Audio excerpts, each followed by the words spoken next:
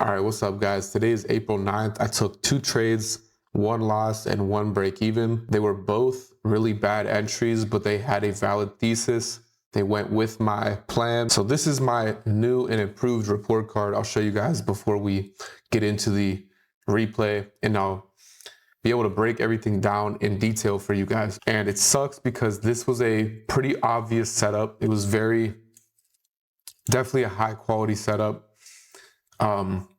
I don't regret taking it at all, of course, but I absolutely folded on the entries without a doubt. So this is the live session I have right in front of me.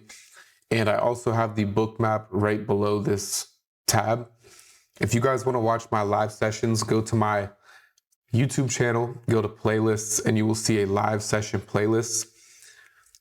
They are all unlisted, but they're fully public and anyone can go watch them. So that's where you find them if you so desire. But all right, so this was the setup that I took today, and I took it twice. Like I said, what you're seeing is you get some really strong buying volume right here.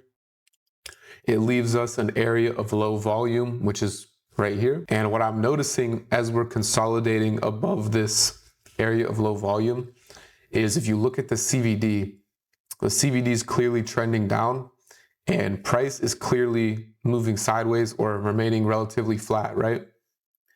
So my thesis is that as long as this LVN holds really all the way down to where the volume started that created this LVN, which if you look, it's somewhere around the 32s, maybe even, I would call that around the 30s, 32s, whatever.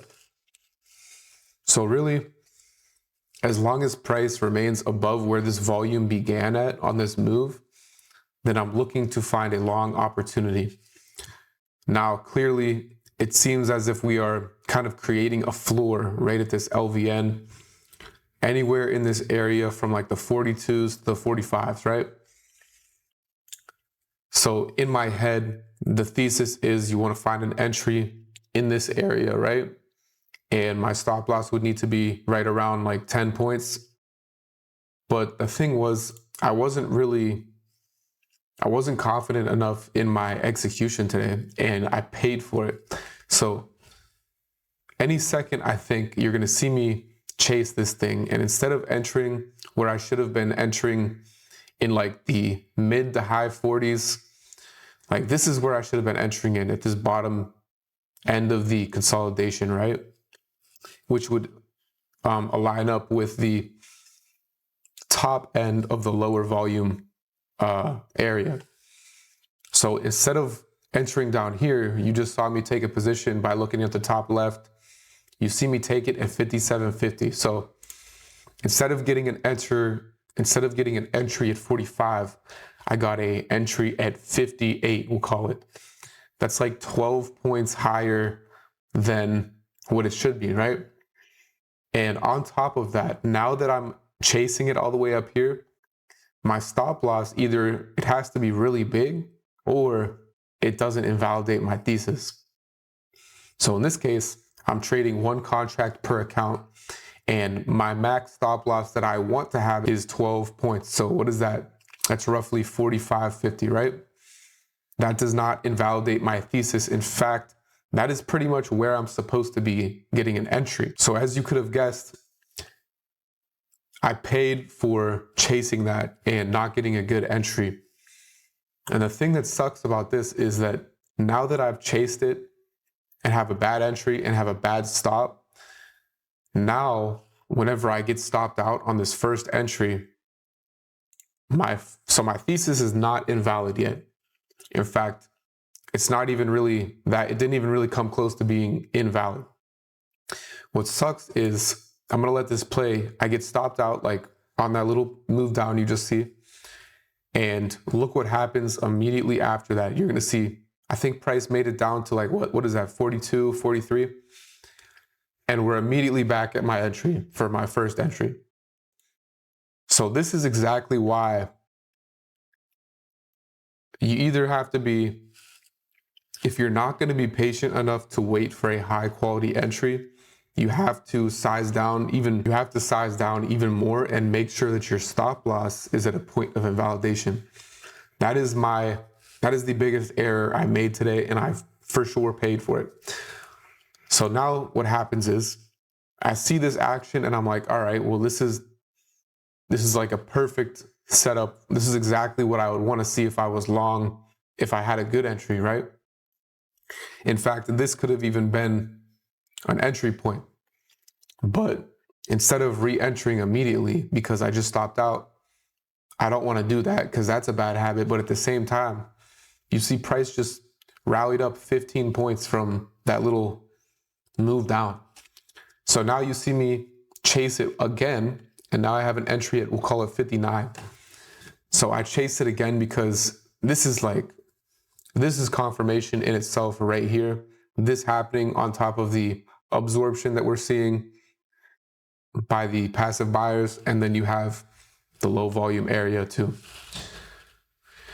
So that's why I decided to chase it again, because this just looked so good. And yes, I 100% should have been more patient and tried to get in on a better price, but at the same time, I didn't know if I was gonna get a chance, and that's kind of ties in with FOMO at the same time. So either way, the main point that I'm going to make to you guys in this video is that having your stop loss somewhere that completely invalidates your thesis is crucial to your it's crucial, one, to get a good entry on a trade that you're entering in a good place. And then on top of that, if you get stopped out, at least you have no interest in taking another trade. In this case, obviously, whenever I see this type of thing occur, when I get stopped out and then immediately price returns to my entry, like this is something you just say, like, you can't make this up. This is where I should have literally put my entry where I was going to get stopped out at, but that's not something I would ever recommend to do. But yeah, so this ends up working out. We had a little bit of like yellow folder data at 9. So we get a move up, we get the move that I was really planning for. So I fast forward a little bit and you can see price actually makes it up to the high 80s, like up to the 87s, it looks like. So I'm up like around 20 points on this entry, and I should have been up around like 30 points had I entered at a good place. Then I'm gonna press play. So you see this surge in volume we get, and then see how we immediately kind of like do the opposite of what we saw when it stopped me out. Like we get this surge and then an immediate return back to where price was before that volume came in. This, as soon as I saw this, and you can go watch my stream, I was like, that's a red flag. That's not, this is this type of activity right here is a huge red flag and kind of signals that price doesn't like trading up in this area. So as soon as I saw this, I was, I don't want to say hopeless, but I was pretty sure that this 5100 was not going to trade, because if it was, it would have just kept trading up there. So I told my chat, if we break through these 85s, I'm going break even. And then I go to break even, and eventually I get stopped out at my entry, which is at 58 roughly, right? So the lesson for today is keep your entries high quality and don't take the trade unless you're going to get the high quality entry, that's something I've had to learn the hard way many times in the last year. I mean, there have been a lot of times where I kind of chase price a little bit too much, just like today. And I think it kind of came from part of me being unsure, but at the same time, like whenever I see, like to me, that setup was pretty well developed. Like that was a setup that was, if it was going to work out, it was going to work out very soon. And that's why I was overly eager to take it. But that is not something that you can do in professional. It's not professional behavior, right? A professional is going to identify the setup, recognize it, take an entry only in the place where they're supposed to. Chasing that is just not something that is one, going to create good habits for the future, and two, is just lower probability. And it forces me to have my stop loss somewhere that doesn't invalidate my thesis, which in turn is going to make me want to enter again, which is also just bad habits to re-enter immediately after stopping out. So on top of that, I was talking with my Discord last night, and I was telling them how, since I'm trading one contract for this volatility, that means I have to get in and out in one trade, right? And that's kind of, it's definitely doable. But like, for example, yesterday I had a similar situation where I think I was up around 20 or 30 points as well on the same trade.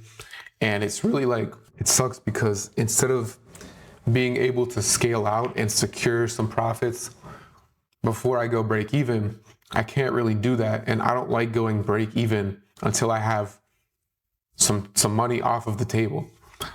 So I think until this volatility calms down, I'm going to switch from 1 mini to 10 micros and at least allow myself to scale out of positions rather than trying to hit them in like one entry and exit. Definitely still doable to do that, but that's just where my head's at right now. And yeah, so this is the refined report card. I added the high quality entry and the stop loss invalidates thesis. And I also added them by entry.